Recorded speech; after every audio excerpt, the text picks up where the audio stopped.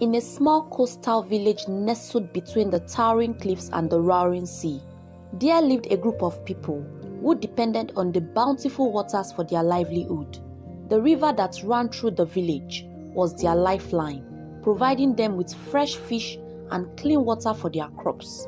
However, the villagers had become careless over the years and had started dumping their wastes and dirt into the river, polluting its once pristine waters.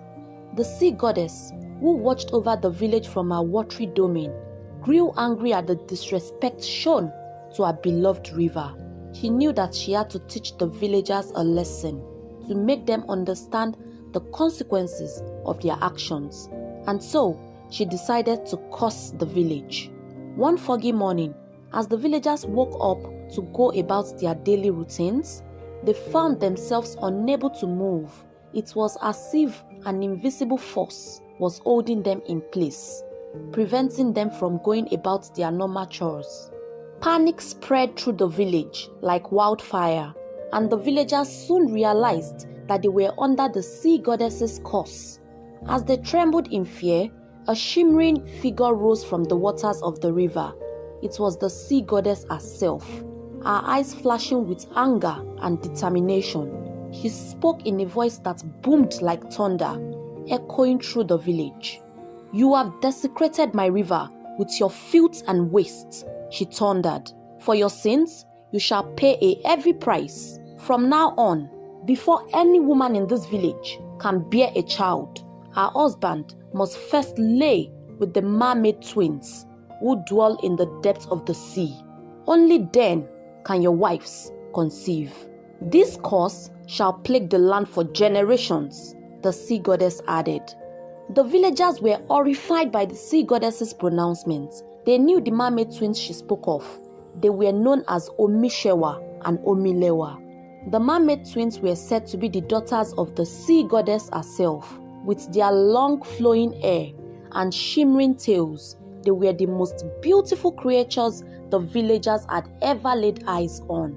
At first, the men of the village were hesitant to fulfill their strange and unsettling obligation to the mermaid twins.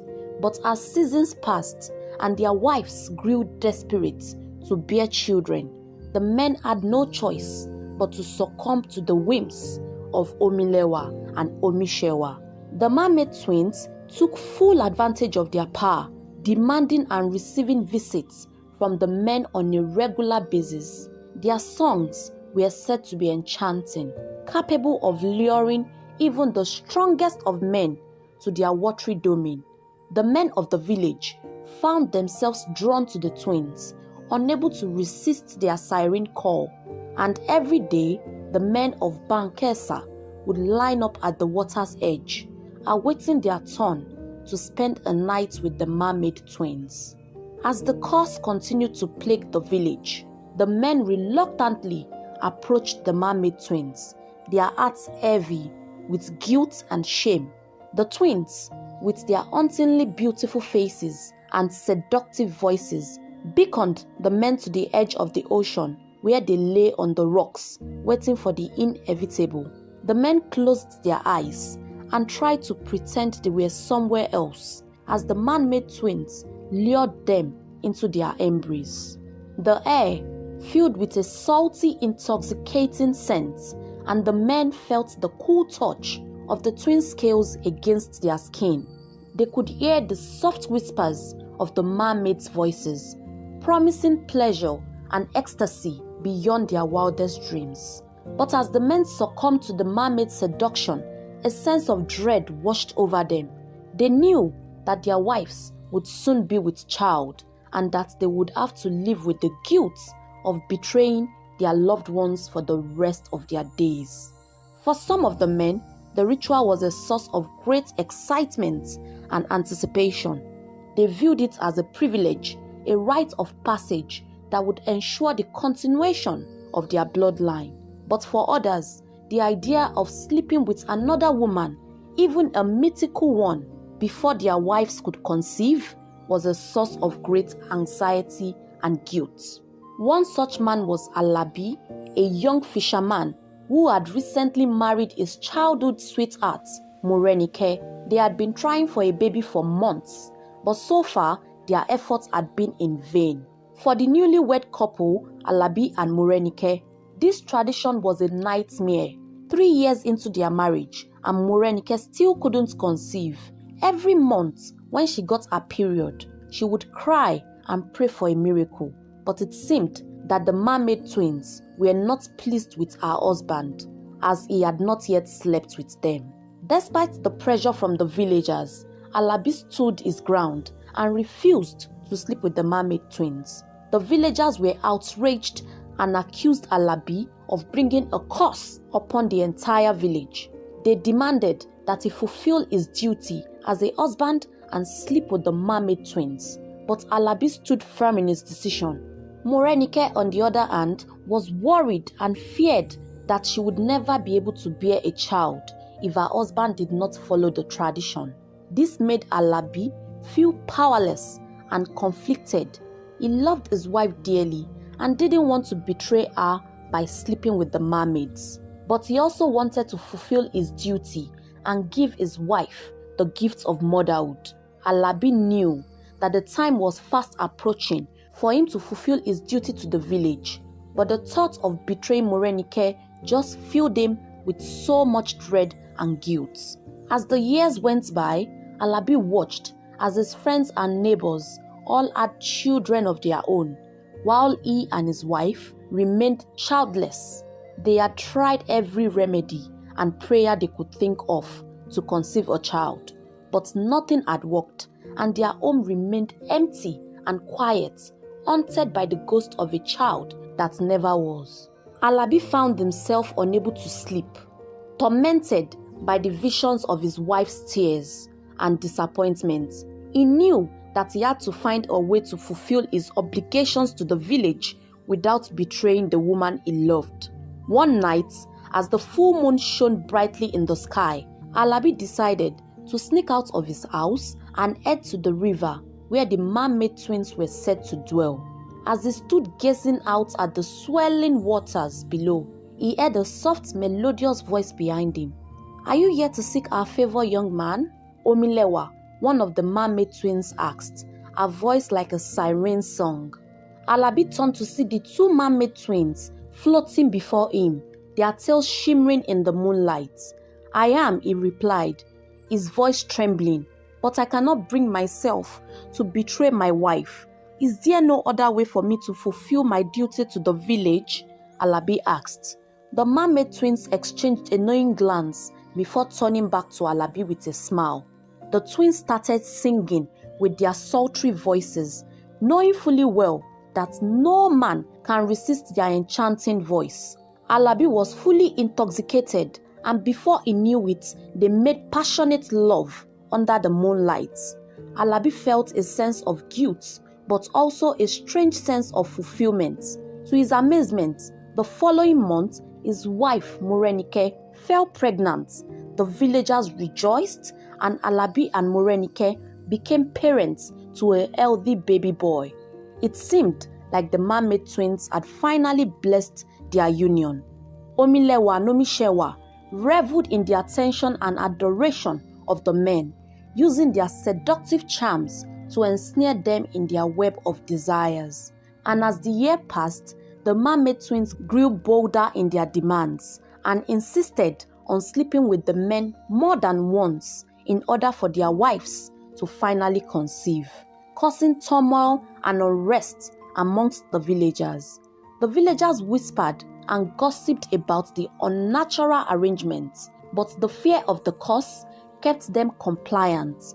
The Mermaid twins had become indispensable to the continuation of their bloodlines. So, the twins continued to take advantage of the twisted curse. They would lure the men into the depths of the sea with their enchanting voices and mesmerizing beauty. The men, unable to resist their charms, would willingly submit to their demands. And night after night, the mermaids would frolic in the waters with the men, leaving their poor wives at home, sitting with anger and resentment.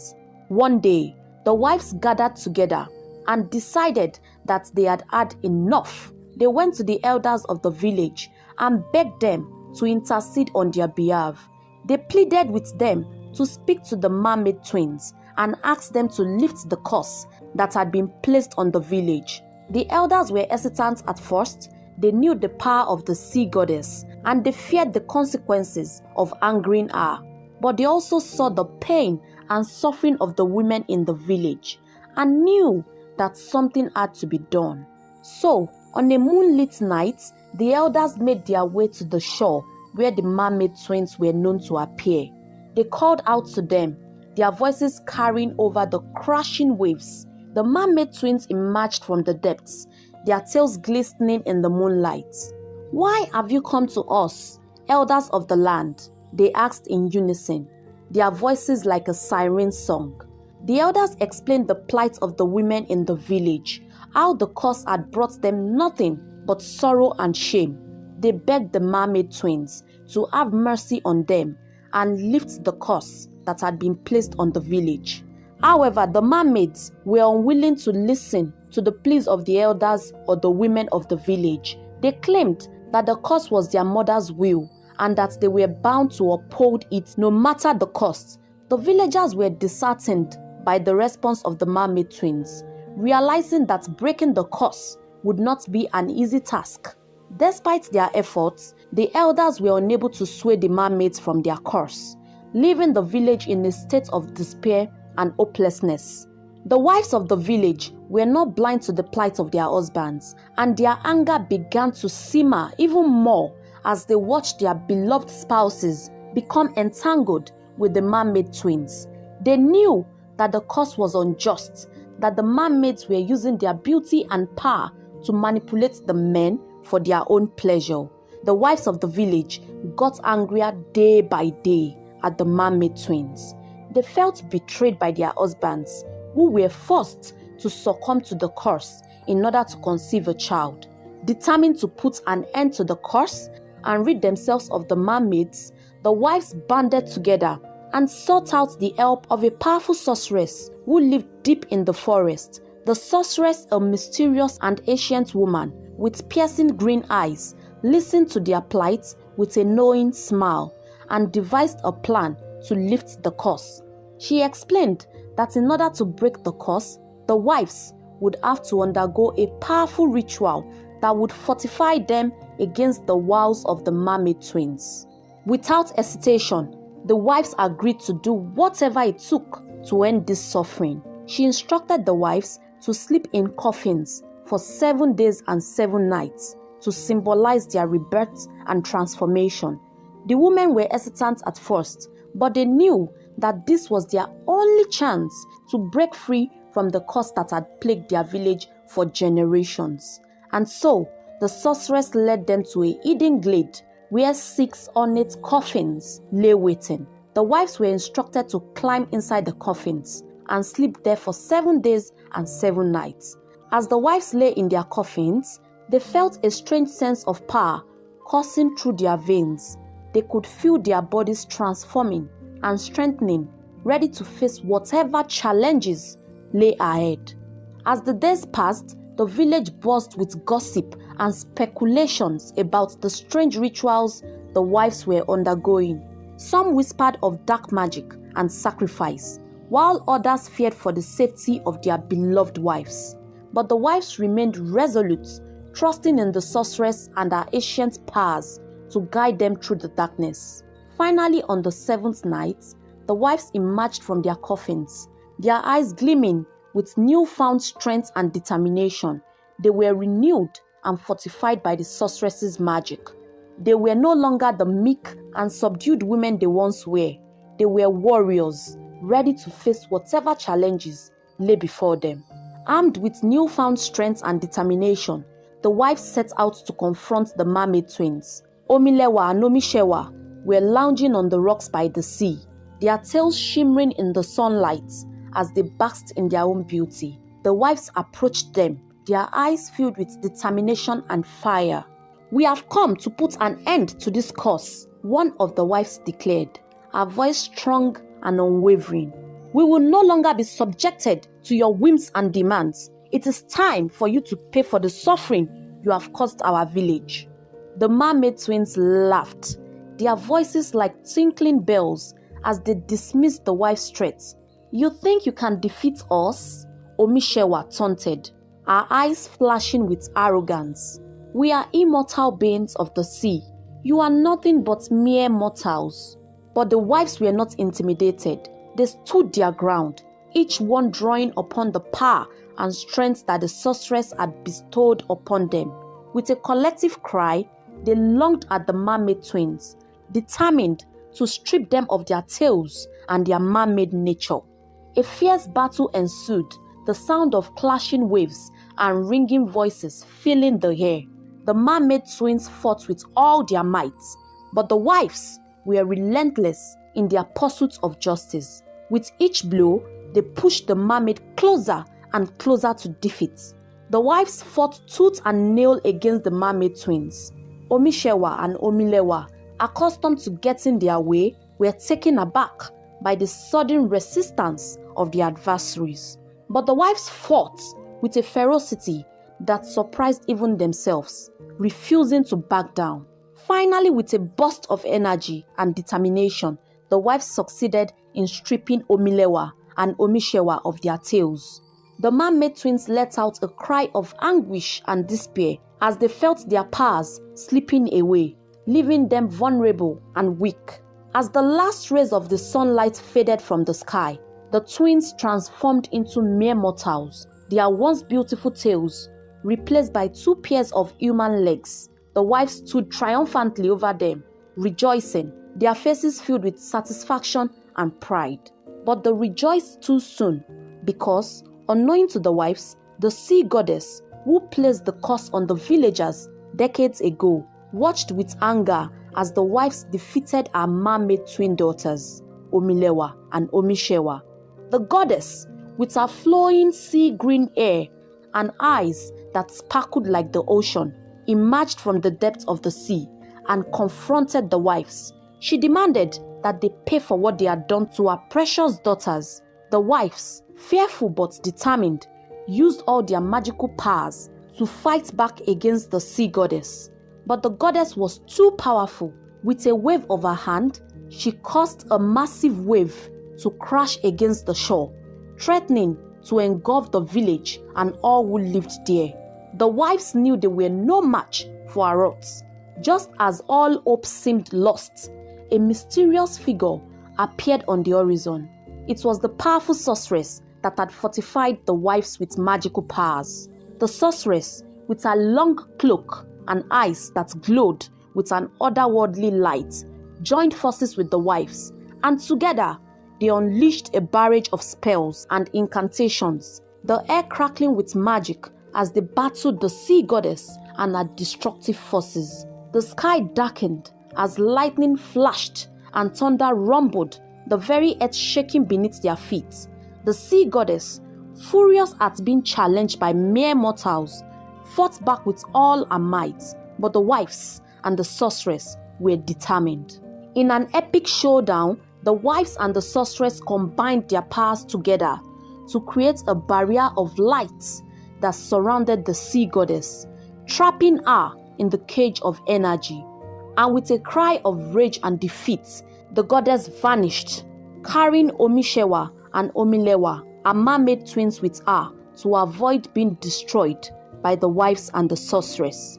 The wives walked back to their village, their heads held high, and their hearts filled with a sense of victory. Their village erupted into cheers and applause as the wives and the sorceress stood victorious, their faces shining with triumph and relief. The curse had been lifted, and the villagers could finally live in peace and harmony once more, thanks to the bravery and determination of the wives who had fought for their freedom. The moral lesson of this story are numerous. Firstly, we should learn to respect boundaries. The curse by the sea goddess wouldn't be in existence if the villagers had respected the sanctity of the river. Another major lesson is that we as humans are capable of more than we can imagine, as long as we are determined. The wives defeated their oppressors through determination. Make sure you share this video, like and subscribe. Girl power to the moon. Never lose your faith in God. It will come true for you.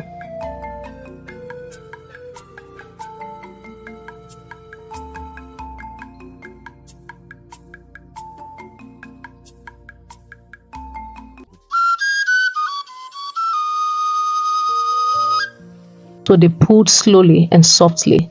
As they drew close, the sound became even louder, and they kept going.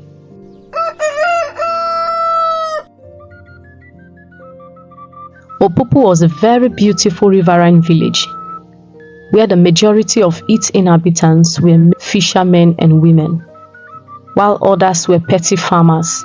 Opupu had two major markets: the general market, which held every 5 days, and the fish market, which was open every single day, as the fishermen and women went fishing every day.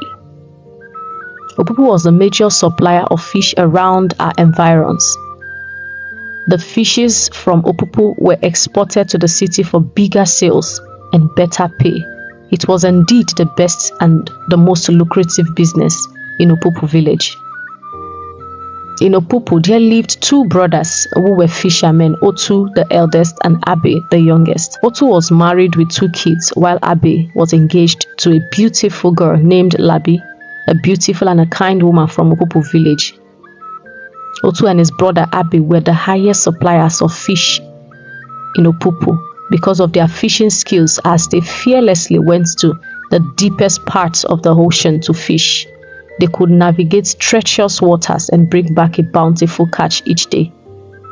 One fateful morning, as the brothers were pulling in their nets, heavy with the day's bounty, they heard a soft melodic voice singing a beautiful tune. Intrigued, Abe was eager to know where the voice was coming from. But Otu said, "Do you know where that sound is coming from? What if it's a trap?" Abe said, "What if the person is in trouble? What if the person needs our help?" Abe insisted that they go check it out. So they pulled slowly and softly. As they drew close, the sound became even louder, and they kept going. They followed the sound until they stumbled upon a stranded mermaid, her shimmering tail caught in a tangle of seaweed. Moved by compassion, Abe offered to help her, but Otu was afraid, and he said to his brother, "Na mami water o." But Abe approached the distressed mermaid and carefully freed her. Grateful for their assistance, the mermaid promised to repay their kindness. She couldn't stop thinking about how good-looking Abe was. She was already blushing, full of love. She couldn't just wait for the morning so she would see Abe again. The next morning, she went to that same spot and sang in a very beautiful and soft tune like the other day, hoping they would pass by. Soon the brothers drew close to the sound as they went fishing. It was their usual route to fishing. "Listen, the voice sounds like that mami water you saved yesterday," Otu said. "Hey, yes, oh, she's the one. Maybe she's waiting for us to appreciate us for yesterday." So they went to her. When they got there, Abe couldn't resist the beauty of the mermaid. Their eyes quickly ran into each other, gazing directly at each other's eyes. Slain with love, Abe was speechless. The mermaid said, "I thought to say thank you, so I came here. I was thinking perhaps you would pass by, as my instincts directed me, and you did pass by. I have brought this gift for you and your elder brother for saving my life." "You didn't have to do that," Otu said. "It's the least I can do for saving my life." She handed the gift over to Otu, the eldest. Abe was engrossed with her beauty and speechless, staring at her. "Sorry, I forgot to introduce myself. My name is Amani." The brothers also introduced themselves. Abe whispered in Amani's ear, "Meet me here tomorrow by 4 p.m. She smiled and nodded in agreement. So the brothers left and continued their journey. They had a very great catch that day and made a lot of sales after selling the fishes in the market. Abe couldn't stop thinking about Amani. She also was thinking about him all night. And as their meeting time drew near, Amani dressed eagerly to meet Abe. Her friends noticed the change in her attitude, always smiling and blushing like someone who is in love. "Amani, who is he?" "No one," she said, smiling. "I'll tell you about it when I return." "Return? From where?" "I will tell you everything, I promise. Just wait until I get back." "Okay, oh." So they agreed. As soon as she arrived there, Abe was already approaching the place. She was really excited. They started discussing playing, and she brought gifts of pearls and all manner of precious stones for Abe. He gave her a kiss that sunk down into her spine. She actually felt it. When will you take me to see your world? She said. Soon you will, don't worry. But how can you walk on your feet since you don't have legs like me? Don't worry about that, as long as I don't get myself wet. Really? Then that's fine, Abe said. When she returned, her friends were already at her place waiting to get the full gist of everything that happened. She kept smiling as her heart was beating so fast. I think I'm in love. Who's this person? They asked. Please don't shout when I tell you. Okay, we won't. They agreed. He's a human. A human? Girl, how did you do it? I've always wanted to taste a human. Can we see him? Don't worry, you will see him soon, she replied. Days became weeks and weeks months as they saw each other every single day at their usual spot. Each visit was with a gift. Soon, he stopped fishing. He said to himself, I have too much wealth now. All I need to do is to just continue with her money and she'll keep bringing gifts for me. By the time I sell off all these gifts, I'll be a very rich man. So why do I need to go fishing again? One day Otu said to Abe, be careful, my brother. I'm not sure you really love her money. You thought you did, but you're now consumed by the gifts and not love. Remember, you're engaged. I beg, forget that engagement. I'm talking about her money. Who gives me everything I want? You're talking about one stupid engagement. Can't you see that you don't love her, but the gifts she showers on you? But her money loves you so much. From the first day, I saw it in her eyes. My brother, be careful, oh. Now, mommy, what are you they play with? Don't say I didn't warn you. Don't worry. Everything is under control, bro. If you say so, Oti replied. One day, Amani went to their usual spot, and this time she went with her friends. When they saw Abe, they were all speechless, lost in thoughts. They continued to stare at him in amazement. They've never seen a human as charming as Abe. Carrie, one of Amani's friends, said in her heart, This Amani is a wicked girl. Look at what she's enjoying alone. So she plotted a way to get Abe for herself. One day, Amani fell ill and wasn't able to see Abe. So she sent Carrie to go to their spot and deliver the message to Abe. That was Carrie's chance to snatch Abe from Amani. She went with numerous gifts, more than Amani had ever brought. Abe was consumed by the greed of more gifts. As Carrie told him that she liked him, he said, I like you too, because he wanted the gifts. Soon, he had another spot for Carrie and another time for her, so it doesn't affect his time with Amani. Before long, he had an affair with all Amani's friends, and gradually, all the most beautiful mermaids in the ocean fell for him. He embraced them all, receiving gifts from them every single day. He kept bringing piles of gifts home, planning to sell everything to take the money and run away from the village. His greed and quest for more kept expanding. He completely left his engagement with Labi. He saw the mermaids as a business, and soon his greed would land him into the trouble of his life. Otu, witnessing his brother descend into greed, could no longer watch his brother destroy himself. So he pleaded with him, Brother, the gifts may bring temporary joy, but the consequences of your action may be grave. Remember the harmony we once shared with the ocean, and let not your desires cloud your judgment. Yet Abe remained unmoved, blinded by his insatiable appetite for more. The mermaids, growing desperate to win his affection, offered him their most precious possessions. Some days later, Amani got back to their usual spots, and it came as though nothing had happened. They continued their love affair. One day, while swimming through the ocean, Amani saw Abe with her friend Carrie playing. She was so mad, but she didn't confront them.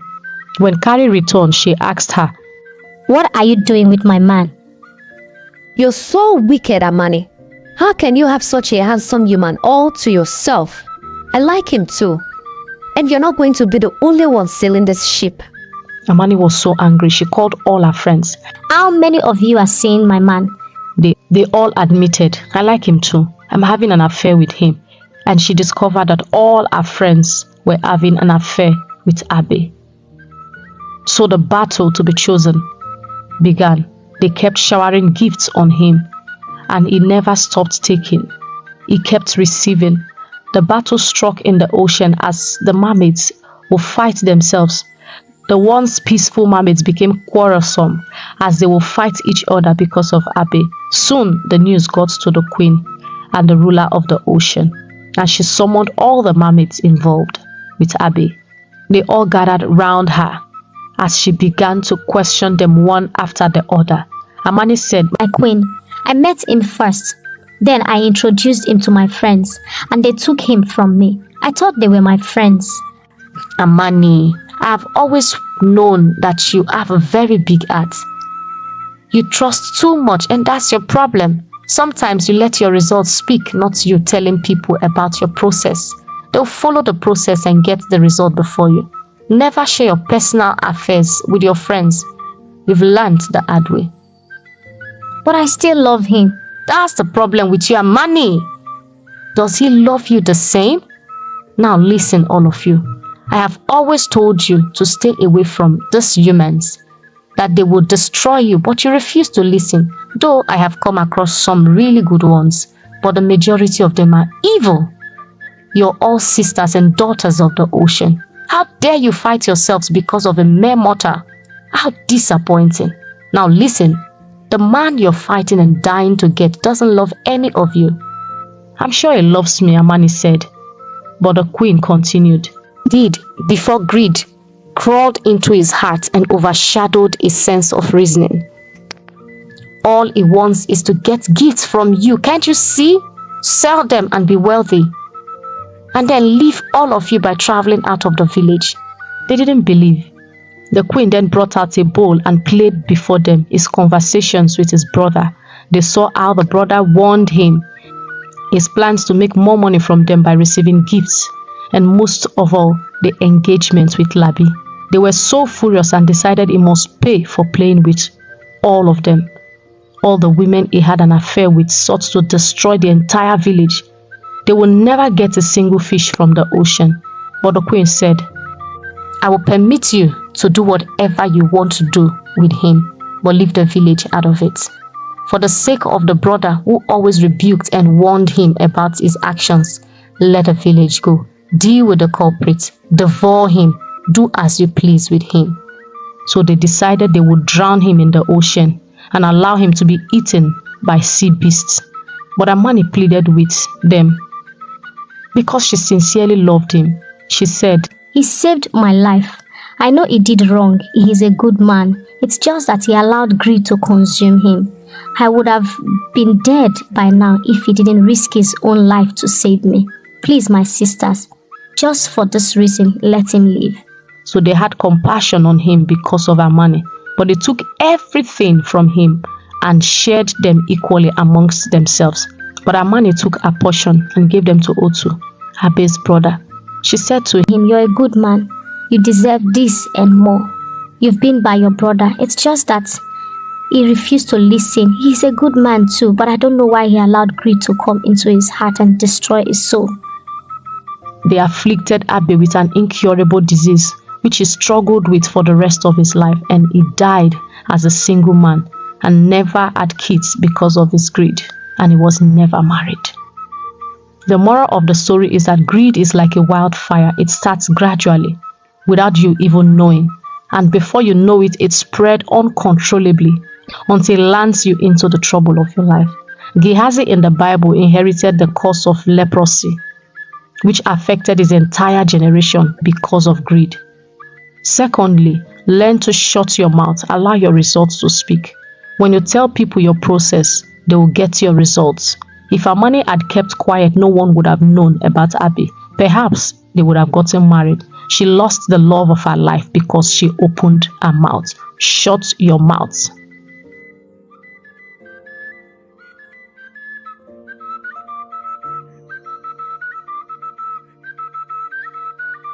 Never lose your faith in God. It will come true for you.